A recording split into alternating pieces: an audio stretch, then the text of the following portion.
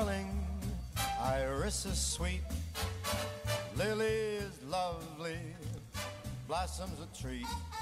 Welcome back to Home Wizards. I'm Cindy Dole. Hey, I'm Eric Stromer. And I think what I'm going to do in the garden this year for 2014 is think more vertically. How can you not? How can you not? And if you have limited space, there's no option. And it's also going to make you feel less overwhelmed, because I think a lot of us, we get super excited about trying new things for the garden or trying new things in the new year for our home. And I think we try overachievers. We try to set the bar too high, and then we don't complete the task, and then it becomes frustrating. Oh yeah, I know and that. You know what I mean. And so if you are thinking about, I'm going to plant this entire backyard, well, this stuff, that's kind of a big daunting task. But if instead you think just kind of an area you're going to go up, it's easier to reach. It's more attainable. Yeah. And it's good, and it's a big trend. Yeah, and I tell you, I lived in an apartment for years. I had only a balcony, and all you can do is grow stuff vertically because there's no room. But it makes the entire place look amazing. You look out this beautiful view, and you got a lush garden right out your own balcony. And so there's no excuse, people. Get in there, get it started. And by the way, I'd like to give a shout out to my good friends Melissa, Linda, and of course Beckett. They've got one of the most beautiful gardens I've ever seen. So hi to you guys. Yeah. Well, and when you go to a lot of the restaurants and hotels, I mean, you can really take a cue from what they're doing, because there's so many of these, like the woolly pocket, I should say. Yeah, right. And there's so many of these different devices that you can use to plant your things vertically, right? Yeah, that's exactly. And again, the winter months are a great time to get online, research those things. The woolly pockets really are so cool. It's We've like seen a a lot of them. It's like a little felt pocket, almost like the thing you hang your shoes in the back of a closet door. But they hold moisture in the pocket, so you can grow plants in these little sort of graduated pockets as they go from the floor to the ceiling. Gorgeous. Great thing to do. I also want to plant more roses. And when we were at the Rose Parade, I noticed that several of these floats were using this rose. It's called a green jade rose. Jade as in the jewelry, from Asia. But it's not that green. It's really more of like a yellow lime green. And it's so interesting. A lot of brides are using this in their ceremonies because it looks so beautiful against a white or creamy dress, right? Yeah, and it throws you because you've never seen roses this color. It doesn't even look like a rose until you get up close to it. Yeah, so think about having this in your garden, or maybe it's in a container on your balcony, surrounded by creamy white flowers in addition to these kind of yellow lime flowers. Right. So I'm going to try that. But there's by the way, this could be my bouquet for my recommitment ceremony to Home Wizards. Oh, that's nice. It's going to be I didn't know we were going to have that. But it is this. Try it out. It's called the Green Jade Rose, and it's very much like, that deer moss that we love. That's a bright, kind of chartreuse almost. You know what I mean? It's really a bright lemon lime color. You know what? I've got some holes in the garden. I'm try it? I vow to try these green roses. Well, let's talk about. There's a whole bunch of other roses that are new for 2014 to consider. One is called Tranquility, and it's basically a creamy white flower.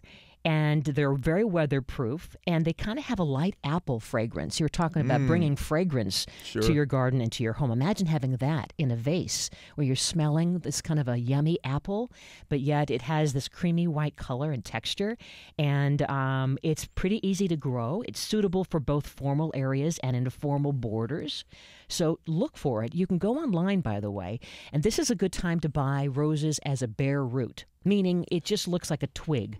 And so they ship them to you. That's what I don't think people realize, that you can get these things sent to you. The exotics that you don't find in the big box store. You just a lot of them are from Ecuador. In fact, we found that when we were at the Rose Parade, that sadly most of the roses, that are on display for the big party of Pasadena, California, are not from Southern California. They're from Ecuador. They're from Ecuador.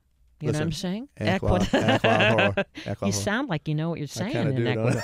Another really good one to try is called the Royal Jubilee. Now, these are all brand new roses for 2014, so we're going to add this to our must-try garden list, okay?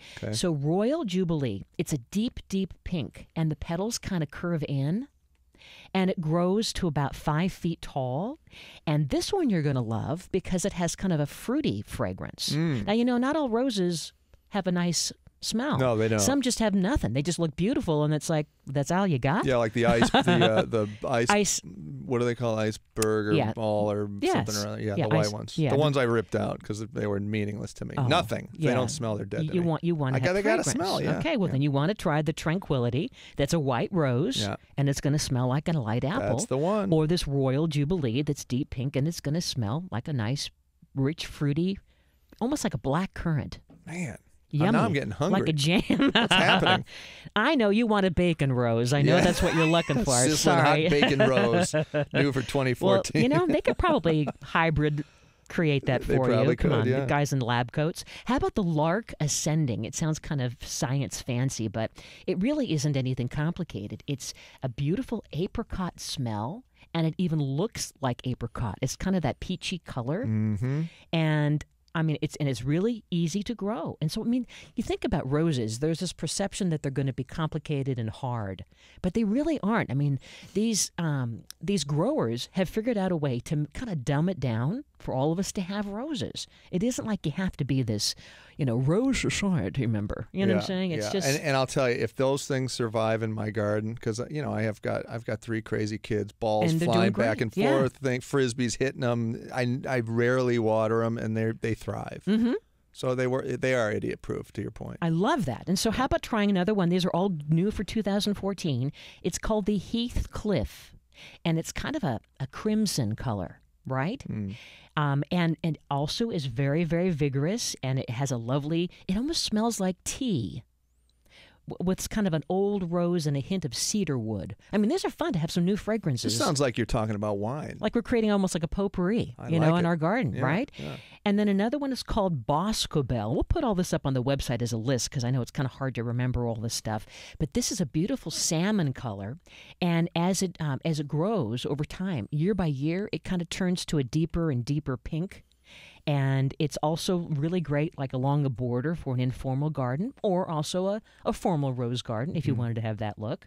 But these are all brand new roses. So every year it blooms and it gets darker and darker. It's a deeper, like my love for you. A deeper pink. That's the way this works. Are you kidding me? See, it's nice little symbolism that you can have. And by the way, it smells like pear and almonds. Nuts. Could be my favorite. I know. Could be my favorite. So all of those you have to consider all these for your art. Now, if you were thinking about planting bare root roses, here's what you want to consider. When you look at them and when you go online, because when you see them in the store, the garden centers, they've already kind of gotten started a little bit. Some of them have started. Others, they're just sitting there, and it just looks like your hand holding it up with twigs, and the thing is, they're dormant plants that are sold and shipped without the soil, hence bare root, right? But you can plant them in the late winter, in the warm climates, or the early spring in the cold climates. And then if you buy the potted plants that have already kind of stopped growing, you plant them as you would any garden plant anytime from spring through fall. But the tip is, when you are getting ready for this, you're going to put a hole in the ground, right? A really deep hole. And you want to make sure that there's enough space because you want to soak the roots, right, in some water before you plant. And you want the hole to be about 18 inches deep. Yeah, that's and digging frozen tundra soil, forget about it. Wait till it gets a little warmer. Right.